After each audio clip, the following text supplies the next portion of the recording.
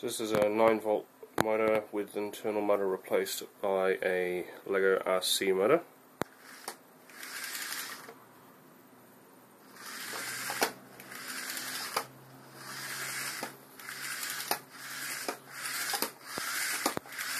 Runs perfectly fine.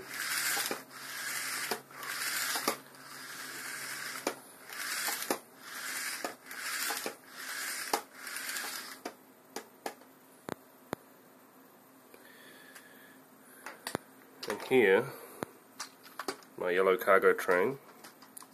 This is with a PF internals replaced, running a second motor, what is just the normal PF motor.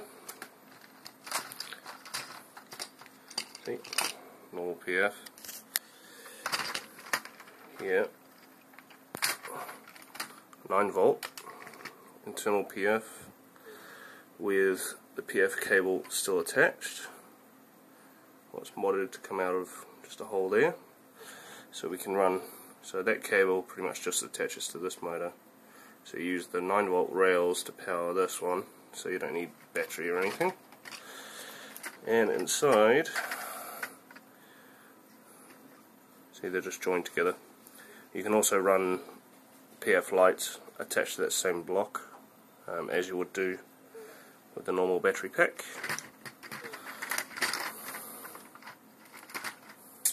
And the only main thing is, when you are running the motors like this, you just need to reverse the polarity of the cable coming out of the 9 volt. So the motors run in the same direction, or you'll end up having them going one way and then the other way.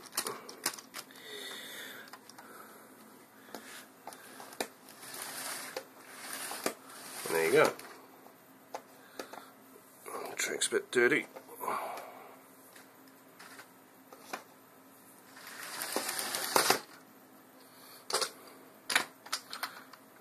There you have it. So about, what, 15 American to replace the internals there, and what are these new? About the same price. So all up, dead 9 volt motor. What would set you back for a new one? Maybe 50 to 100 US if it's in good working order.